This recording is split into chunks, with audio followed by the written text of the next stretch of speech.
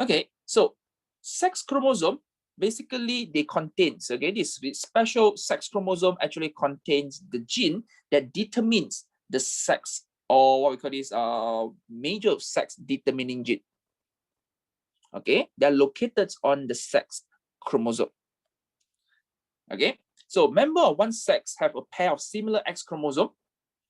If they have a pair of similar sex chromosome, they produce gametes are all identical in sex chromosome constitution. But if they have two different sex chromosomes, then they'll produce two kinds. Now, what does this mean?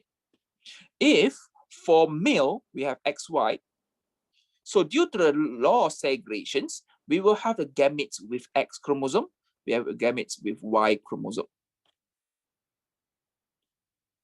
Okay, understand? Very simple. So this for male. If for female, so we have XX. So they are similar one. Okay, why I don't say the same one? Because you may have a different allele there. Okay, so in this case, the gametes form will be all of them big X. Okay, all of them big X. Okay, so for example, the cell in the mammal include humans. Okay, now other animal, they may use a different system. They may use a different system. One I want you guys to know here is, if the question didn't ask anything, didn't say anything, we always follow XY system. Okay, but question come out with ZW system before, ZW before. Okay, so this one no need to remember. Question will tell you anything different from the XY system, then questions will tell you. Okay, if you look at a sex chromosome, they are not truly homologous. This is very, very important. Not truly, because Y chromosome shorter. Y chromosome actually shorter. Okay, so all normal eggs will either bear a single X chromosome, while half of the number of sperm will contain X and Y. So fertilizations of the X-bearing eggs with X-bearing sperm will give us XX female, as we will know, XY male zygote. But if we compare the shape of the X chromosome and Y chromosome, X chromosome longer, Y chromosome shorter. Okay, so what actually happened here is some of the gene may not have a pair. Do you get the idea? They may not have a pair. Why? Because Y shorter. When Y is shorter, therefore, that particular genes, they don't have a pair. Okay, so when they don't have a pair, they may give us a little bit of the problem. So this kind of gene, we call them as an X-linked gene. They only appear in the X chromosome. Are you clear? So these particular genes only appear in the X chromosome, but not Y chromosome. So if, let's say, it's a recessive allele on the X chromosome, then its effect cannot be masked. No way for us to mask it. Okay. So a female receives X from her mother and X from her father. So a male receives a Y chromosome, which makes him a male from his father. And from his mother, he gets X. So in male, every allele X-link present on the X chromosome is expressed for male. Why? Because they don't have the another part to counteract or to mask the effect of that particular allele. Okay, so he always hemizygous because only one. Okay, hemizygous. So therefore, the significance of hemizygosity in male, including we may have the rare recessive X-linked gene are expressed, making male are more likely. In this case, some diseases you can see that more likely in male compared to the female. Okay, so one example here is the hemophilia. Hemophilia is a disease where blood cannot clot properly. Another one is the red-green color blindness. If you look at the statistic, they are rare disease. Definitely, they are rare disease. But if you look at, if I take all populations that have the hemophilia together, you can see that male will be higher in the population. Male will have a higher number in that particular population compared to female. So the reason is why? Because if you look at the male, we carry X and Y chromosome. And particular recessive allele, I use a small r, that attach to the X chromosome. Y chromosome no any allele to mask the effect of recessive. That's why only we need one copy of the recessive allele, one copy enough already, then the male will get the disease. One copy, because Y chromosome didn't carry any the particular allele to mask the effect. But female, to get the disease, because they carry two X chromosome. So if one of them is small r, another one is capital R, so means that this is normal, then you're going to mask, so no disease. Even one copy, you won't cause the disease in female, but one copy of allele already can cause the disease in male already. So for female to get the disease, they must have both copy. Can you see that? Even compared, so that's why guys are more prone to a particular disease. Why? Because guys, we need only one copy of the recessive allele to get that particular recessive disease. But for female, they need two copy. One copy not enough, because another copy normal allele will mask the effect of the recessive allele. Okay, so as human female, we have two X chromosome. So if one X chromosome carry recessive allele, its effect can be masked by the normal dominant allele on the X chromosome. So such heterozygous female individual are known as the carrier of the allele, not carrier, but carrier of the allele. Okay, they are still normal. If we check, they don't have disease, they are normal. Are you clear? So they are normal. I say that they are normal. So the phenotype is normal. We don't call them as a carrier. They only carry the allele. Okay, so to be expressed in female, the X-linked allele must be inherited from both parents. So what does this mean? You must have two copies to get the disease. Okay, so for example, a hemophilic female must have a hemophilic father and mother who is homozygous or heterozygous for the recessive allele for factor VIII. So factor VIII is an important protein involved in the blood clot. So if no factor VIII, then the blood clot may not take place. Okay. So hemophilia is a genetic disorder where blood does not clot properly due to the defective versions of the factor VIII. So in this case, the factor VIII is the protein needed to enable the blood to clot. So we look at this. So we use a big H attached with X. So for any sex link, very important. If a question mentioned about sex-linked disease, first thing, you must include chromosome X and Y. And the allele attached to chromosome X must be superscript. Let's say, for example, hemophilia. And Y, don't put anything, just write Y, because they don't carry that particular allele. So X small h defective, and Y chromosome. So why we need, question may ask you, why we need to put it X and Y?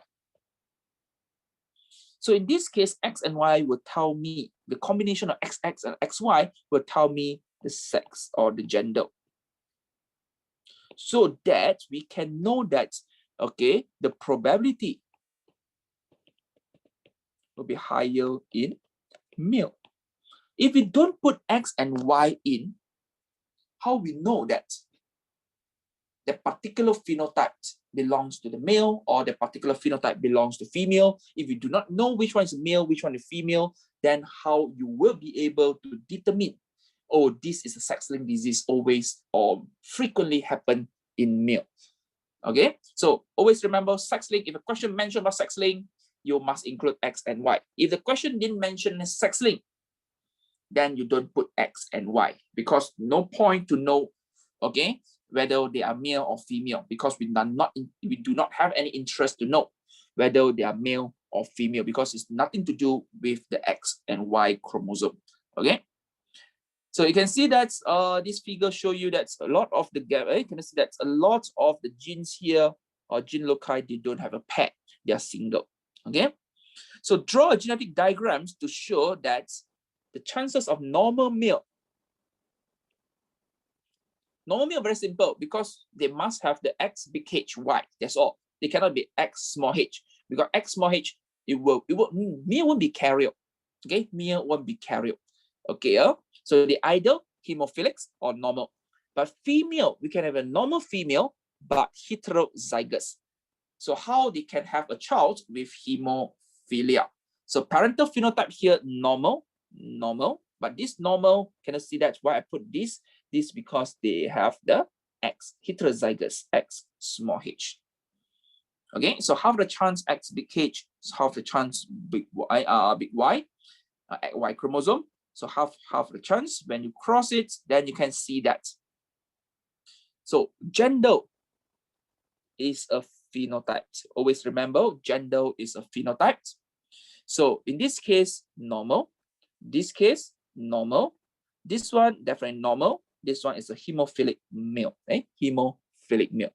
So that's why when I compare, why this one I don't call as a carrier? They are not carrier because if I check their blood clotting, the blood clotting functions normal. So I won't call it as the carrier. They don't show any intermediate. Unlike the codominance. Codominance, you can see that. Codominance, you can see that there is an intermediate, a mixture of both phenotypes. But in this case, no. You only will see the blood clots normal. Okay, you only see the blood clots normal. You won't see any difference. Okay, but they carry the recessive allele in the X chromosome. Okay, so you will compare here, then you have the normal female to normal male to the hemophilic male. So you can see that none of the female have the disease. None of the female have disease, but male have disease. So means that higher chance to take place in male compared to female. So that's why we need to put in the X chromosome and Y chromosome. If no, we won't be able to compare. Okay, so in this case, answer here will be 2 times 1/4, 1 times 1/4, 1 times 1/4. So the ratio 2 to 1 to 1. Again, you can see that they won't follow the Mendel. Okay, they won't follow the Mendel 3 to 1 typical, what we call this, a typical phenotypic ratio anymore. Okay, because there is a modification. Okay, there is a modification. Okay. Now we look at these X chromosome inactivations. Okay, a little bit special here, not in our syllabus, but very, very long time ago, past year come out to us. I mean, 1 mark only lah. Okay, or 2 marks. What actually happened? Why we have this kind of situation or scenario or phenomena here? So whenever we look at a cat, with what we call this tortoiseshell cat. Tortoiseshell cats, basically, you can see that they form patches. Patches of what? Black mixed with orange or yellow in patches. These cats confirm 100% they are female. These cats, they are female, confirm 100%. You don't need to check, you look at their confirm 100% female. Confirm 100% they are heterozygous for their coat color. Okay, they are heterozygous. Okay, so why? Because the color actually carried by X chromosome. Okay, not Y chromosome. Y chromosome does not carry the color for the coat. Okay, so what actually happened here is, now let us look at the combination. So they have the 2 allele control the color, 2 allele that control the color. So the color actually happens at the X chromosome. So they can be either black, okay, if the female XB, then this one actually will give the cats the black color appearance. Okay, then you may have XB, X orange. So this one will give us the what we call the tortoiseshell cat. Basically, it gives us the patches. Later, we're going to look at it, how this thing actually happened. If let's say the XO like this, then this one will be orange or yellow color. Can I see that? Okay. Can? It must be female. So male, then you have the XO, Y. This one also will be, XO, XB. Y will give us the black color. So it means that when you look at the black, you won't be able to know whether they are male or female unless you check for the gender organs. Are you clear? Okay. Or it may be XO, Y. This one will be orange.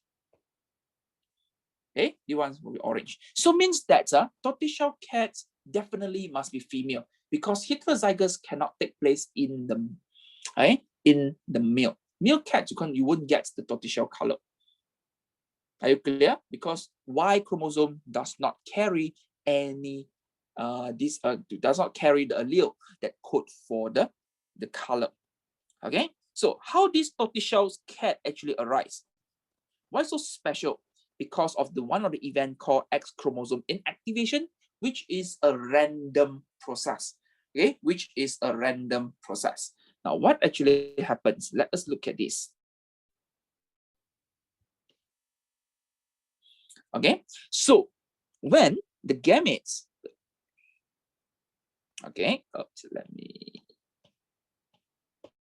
make it bigger. The sperm cells that carry the X blood, okay, and the ovum that carry XO.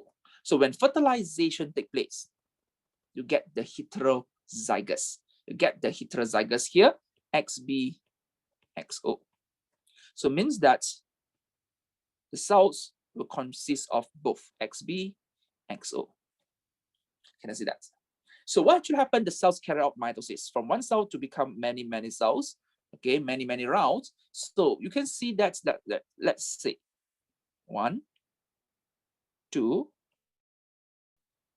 3, 4, 5, 6, 7, 8. So at this, what we call the embryo stage, X chromosome inactivation actually takes place. What's mean X chromosome inactivation? Out of 2 X chromosomes, randomly they will choose 1 chromosome to be inactivated. So means that when they become inactivated already, means that that particular all allele won't be able to express on that particular what we call this chromosome. Okay, so let me write down first. XB, XO. Because mitosis, right? So everything will be XB, XO. It follow the same thing.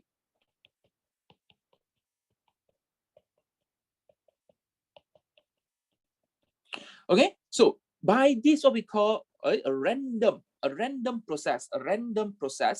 What happened here? Let's say in this cell, the first cell, XB become inactivated. So it cannot produce black color anymore, the pigment. Second one, maybe XO inactivated. So this cell only produce black color pigment. Okay, let's say this one XB. Okay, it will be random. Okay, randomly. Okay, so when randomly like this, you can see that about 50% will be black color, another 50%. So what actually happened here is if the cell continue to, okay, if I look at this, so black color, orange color, orange color first. You look at this, orange color cells, black color, okay, black color, orange color. Okay, this one black color, this one orange, black. So what will happen if these cells continue to carry out mitosis? So it will form a patch, orange cells, okay, mitosis may form many, many orange cells. The cells that can form orange pigment. And then the black cells also continue to carry out the mitosis to form a patch of the black color. Can I see that? And then orange color again here, okay, form orange color. So this kinds of the scenario is called X inactivation. So that's why the cat will show us the top shells pattern where you can see patches of orange, black, orange, black, orange, black. So this is actually known as the X chromosome inactivations during the embryo stage. Are you clear? So therefore, the particular small cells continue to carry out the mitosis. It will form the whole group of the cells, the patch of the cells that produce the same color, and produce the same color pigment. So that's why the cat, in this case, it must be heterozygous. It cannot be the homozygous, okay? Because if a homozygous, then, okay, what will happen if there's a homozygous? Okay, good questions. So XB, XB. So no matter how you inactivate, also useless, what is still black. It won't give us a patches. Can I see that? It won't show us the patches. Okay.